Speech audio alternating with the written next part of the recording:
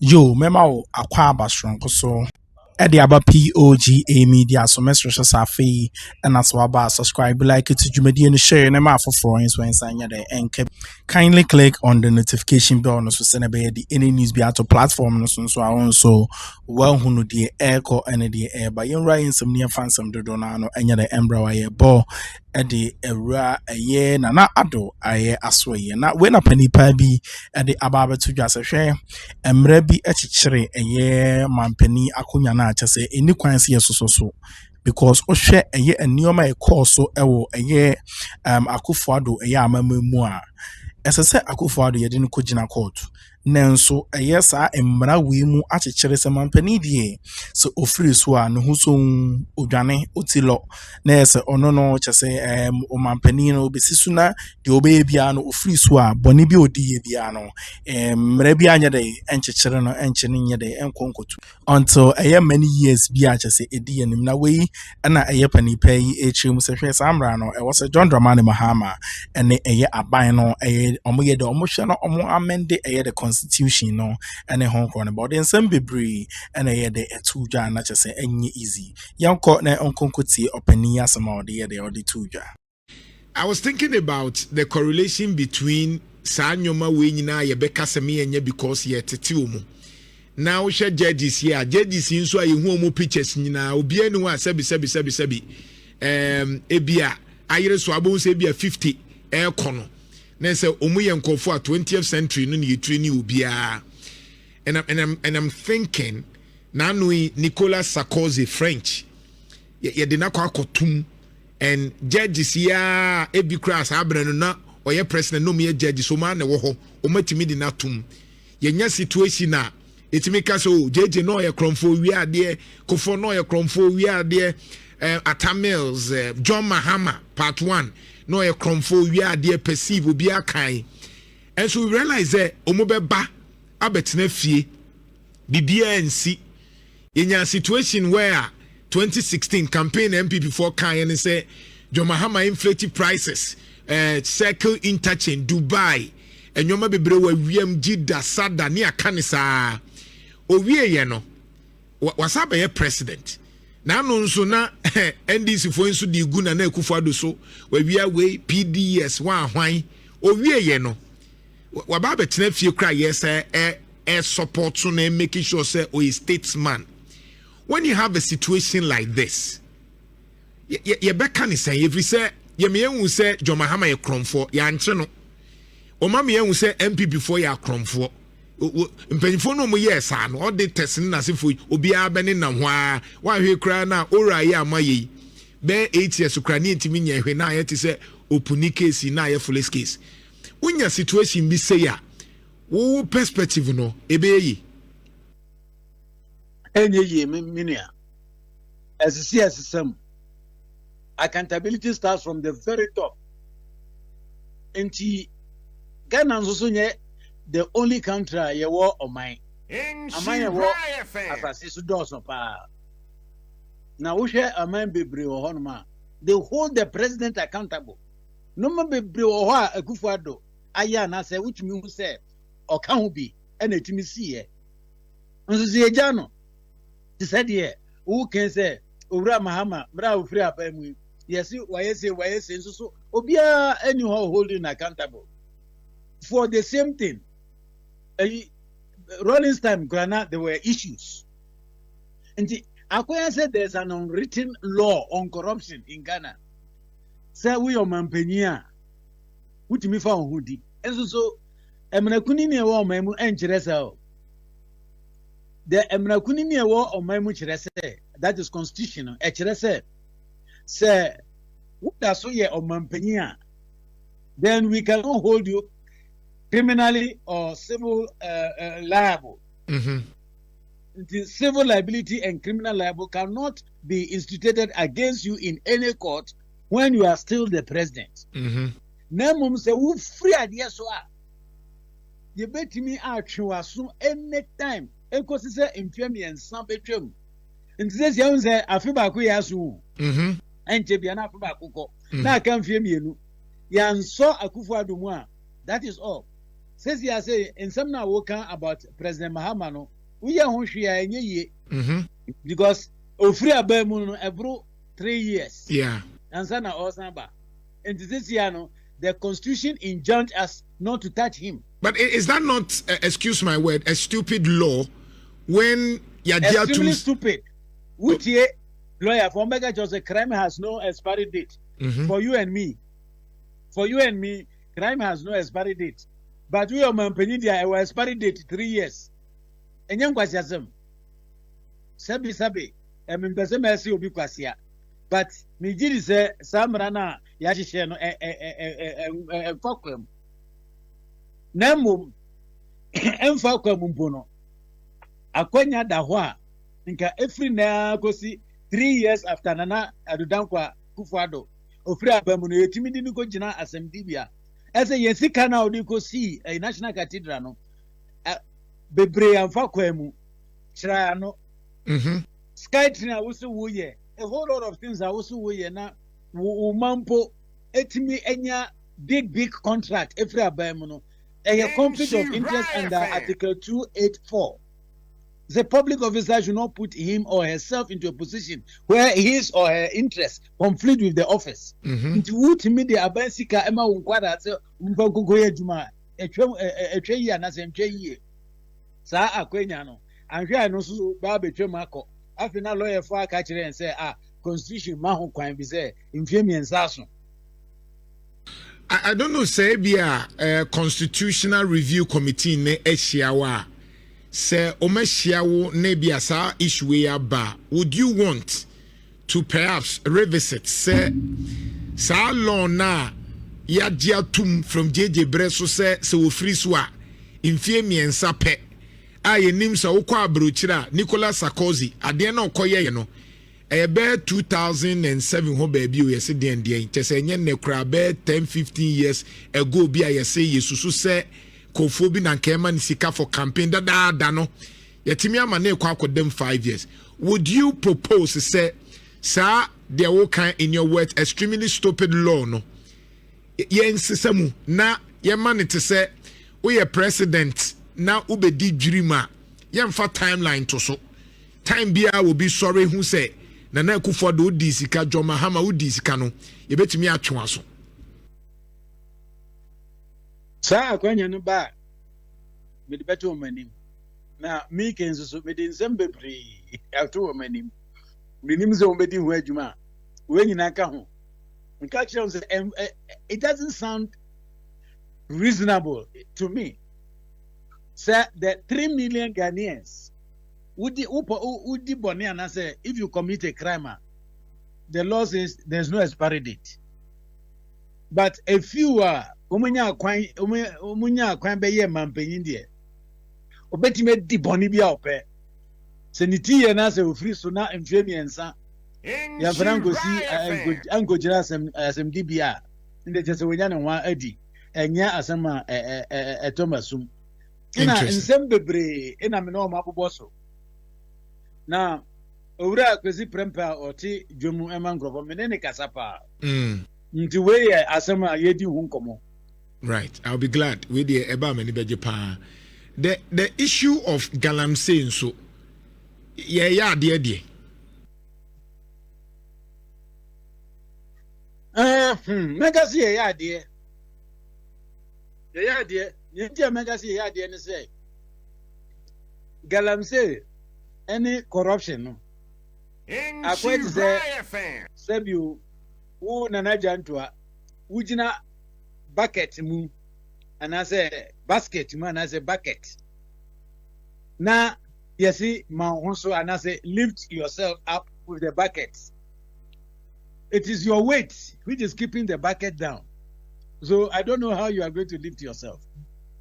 Atu voni akitechi a omo bo oman ediafa galamsey so no omo na yes ehwe omanimu nti se nyame adom na omo yo madwin se afedi o masakra se ye ka galamsey asem na eye na ebi enhye da entiase papa omo de anibre nyina akosia ye nuanum mrantie ne mabawa omo hye efom ho etutututu agudie no Woman corner, ya, ye need a show. Ya ni every free and say, ye miss us say. Excavators no why na import back or memo. Almost your office, almost your coat, air condition room. Won't cry any kumase. Bisa on say cyanide, any mercury na se for omni processing good no.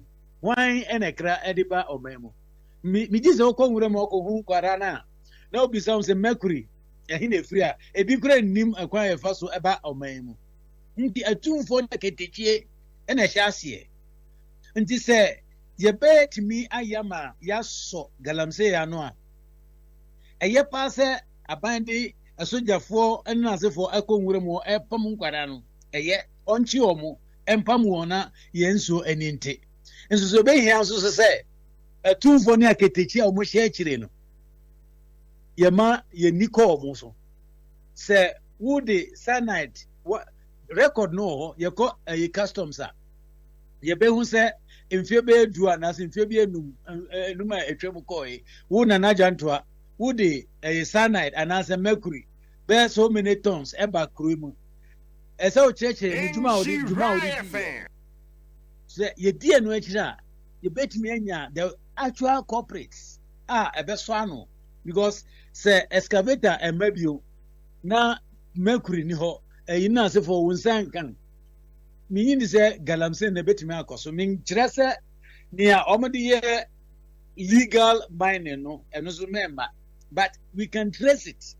There was something we call audit trail from the import to the receiver to the distributing chain. You betimi atrace ni na say e be move 50% and 60% ena yedidi juma papa ena ne aka no ena yedi boy yedi say ye mine no e say e so no ano e so no kuzi se yenso any bete enya sa je nyina bewu so menoni na aduane a wudi enso a wonom na sefo na heavy metals ewo ndi yeku ye ho ndi je se aban eye na adwen se emfa ho se woye opposition emfa ho se ukama aban ho mi nsaka nko ade a menu bedi se yanye ne sa, which is the same system I'm talking about. But Ghana no Cronubia announce Bonibia it depend upon say we are politician kwandia ubone no ubetimi akuni pampo wa ohia say ukaya ebinuma wu na kura na de amanyo sem say kono sadia enye ye menua John Mahama obetimi to corruption ase very easy kura obetimi atu na akwantu a na njisha ode tu kwemu no eyepa ebetimi abrek corruption ase but wo menhwehwe mu no akakra akadie bi ohono ma enim na se yanfasa akadie na nka ho a menyini se obetimi aye amana yiye if say corruption no enya de obetimi dis etuo ni sika yo guso a hwe dwumadie no edema ya message so subscribe like to dwumadie no share na ma for friends when sanka be kindly click on the notification bell no so send be the any news be out platform no so a won so ohunu de echo ene de eba POG Media de ensam no dodo na ho ensam no efamiru no dom level eto aso de ensam dodo na ye de eto dwa e be pese be call na yakwa akuti ensam dom level or the two dwa about Ghana and corruption and how e be smart attack on no ako fighting no wudi mra ene fighting no nti menhihye wo madwem no ye won hihye ba ko mienu bi a ese de tukwam one the proof reverse burden or what we call unexplained wealth and hihye bi wo emremu a se ekoba se me marketia 20,000 bosome Ninja said afimuni na market ya be 240,000. Na ma ejuma 1 year.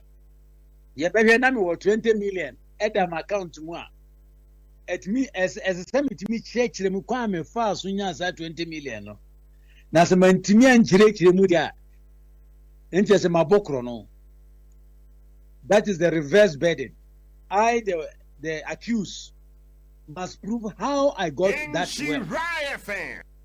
Samrane eni Ghana kakra bi na wo Ghana minga say any Ghana kra but kitu abi o so we article 286 clause 4 as it say if you declare your assets and your subsequent declaration the increase in wealth is not in tandem with your income or gift or any other known sources of income, then you have acquired that asset contrary to the constitution.